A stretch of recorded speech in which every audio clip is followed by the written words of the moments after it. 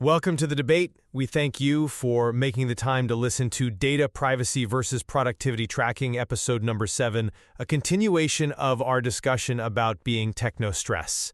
The always-on anxiety previously discussed in episode 6. This is a mini-series from EAQ and Associates presenting Human Capital Intelligence audio podcast to better understand the most effective ways to maximize human capital resources and how an organization can enhance performance, engagement, productivity, and deliver desired outcomes by creating alignment between management and their employees. So today we are looking at a pretty profound structural conflict that is, well, it's completely defining the modern workplace right now here in 2026. What people colloquially call Bossware, employee monitoring software, has absolutely exploded. Oh, exploded is almost an understatement at this point. Right. I mean, if you look back in 2024, it was roughly a $500 million market. Today, it is a projected $1.4 billion industry, and the latest numbers show about 71% of all workers are monitored in some capacity. We are watching a massive collision unfold.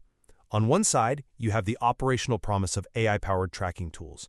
On the other side, a rapidly hardening legal environment, especially with the European Union's AI Act taking full effect this coming August. I will be taking the position that having data and visibility is an operational necessity. Measuring outcomes and optimizing workflows is a fiduciary duty for any leadership team. When it is guided by a privacy-by-design framework, analytics empower people rather than punish them. And I come at this from a very different perspective. The data we have collected over the last 2 years overwhelmingly proves that comprehensive monitoring is strategically bankrupt.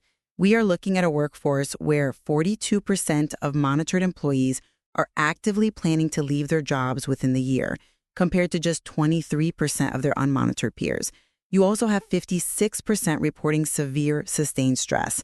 Tracking keystrokes, logging active screen time, taking random automated screenshots, it fundamentally misinterprets how knowledge work actually gets done.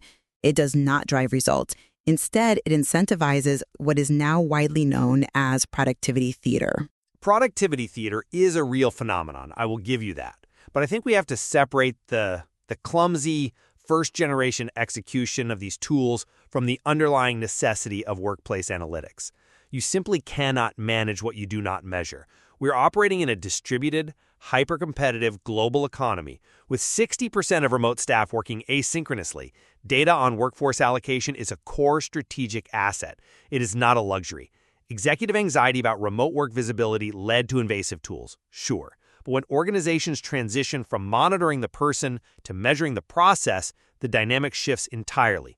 Leadership can identify workflow bottlenecks, ensure cybersecurity, and meet strict compliance mandates without destroying trust. Optimizing your firm's most expensive asset, its people, is a fundamental fiduciary duty. Well, it is a fiduciary duty to optimize, yes. But let's look at the actual outcomes of this so-called optimization. The evidence regarding the productivity paradox is staggering.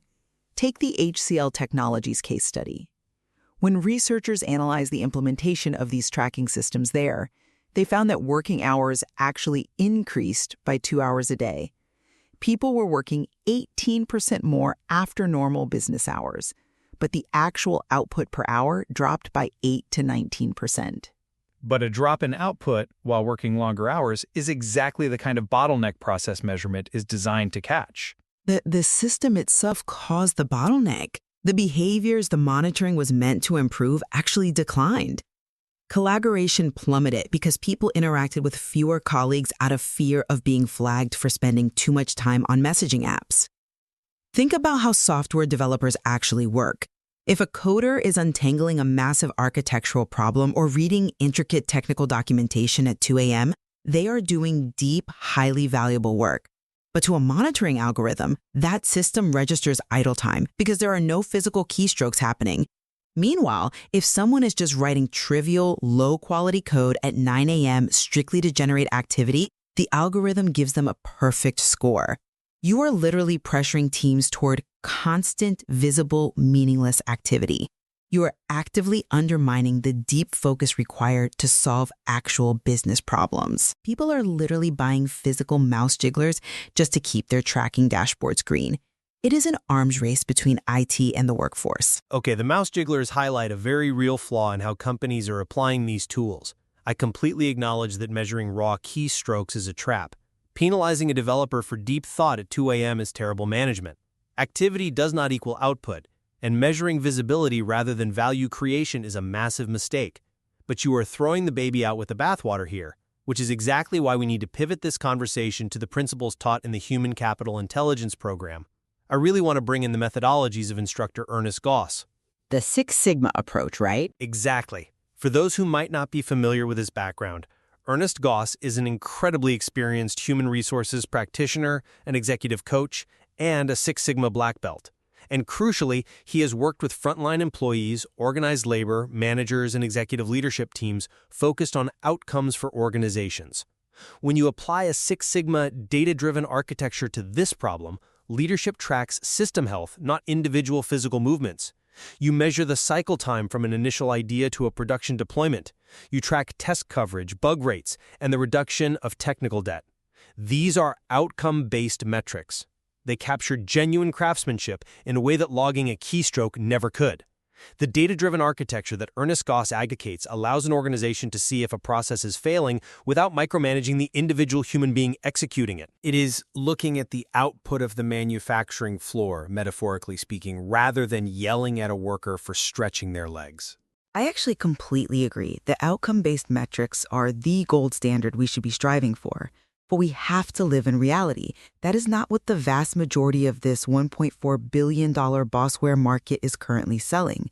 They are selling AI-powered behavior pattern analysis. They are selling predictive scoring. And that inherently creates a legal minefield that I don't think most executives fully comprehend in 2026. The legal landscape is certainly shifting, but that is precisely why modern platforms are adapting. Shifting is an understatement. The European Union AI Act, which becomes fully enforceable this August, explicitly classifies workplace AI and performance monitoring systems as high risk. We are not talking about a slap on the wrist here. The penalties can reach up to 35 million euros or 7% of global revenue. And it is not just Europe. In the United States, the Consumer Financial Protection Bureau is now enforcing the Fair Credit Reporting Act against black box scoring systems used on employees. Think about that, treating an employee productivity score with the same regulatory scrutiny as a consumer credit score. Which makes sense given the impact it has on their livelihood. Exactly.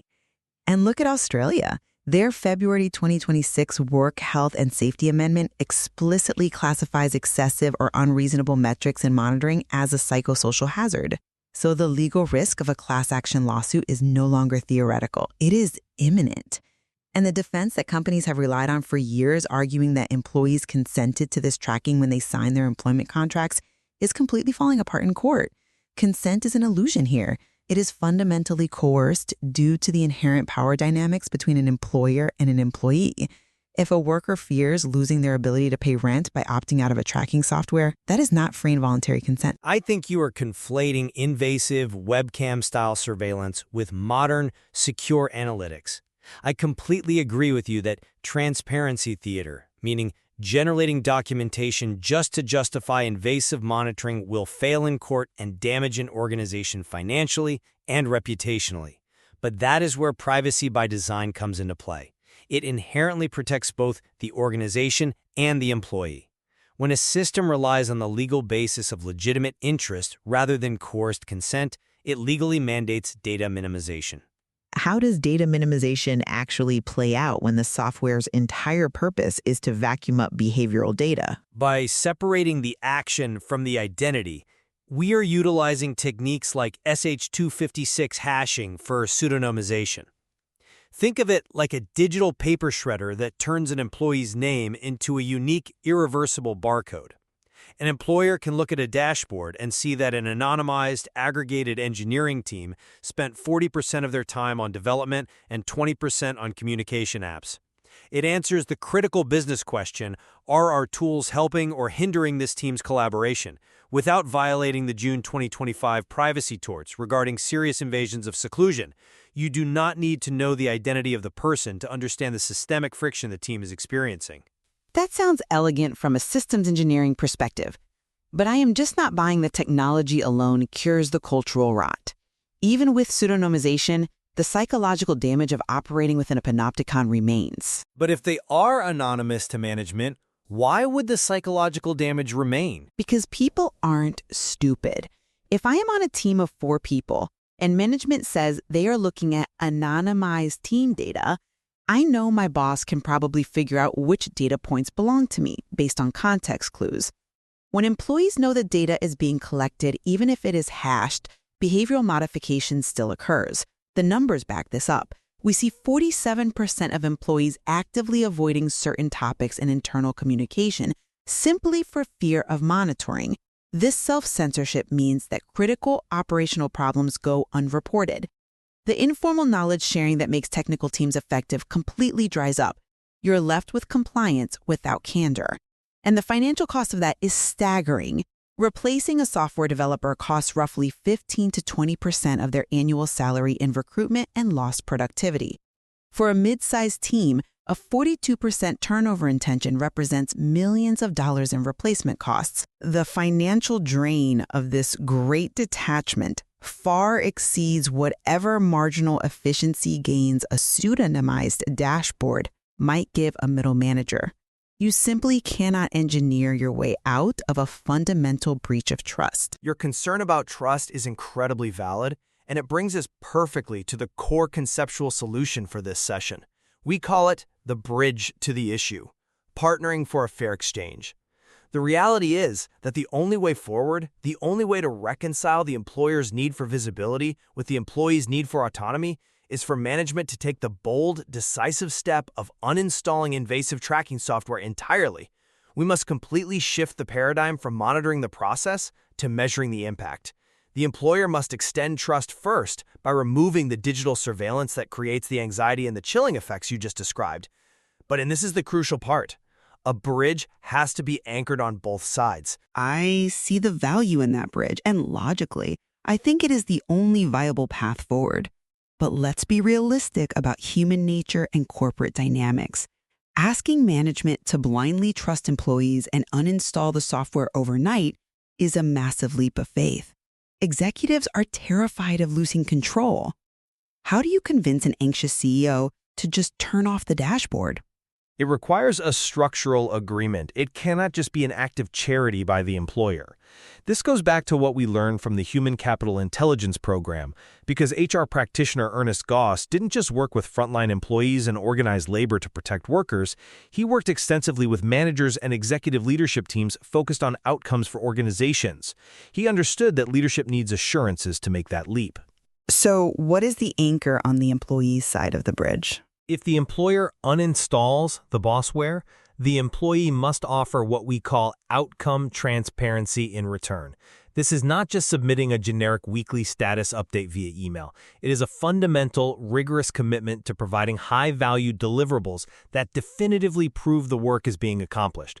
Both parties must sit down and agree that the worker is measured by the what, the actual results, the shipped code, the finalized reports, rather than the when, such as the precise hours logged or the exact time a mouse was moved across a screen. Okay, if it's structured around tangible deliverables, that makes sense.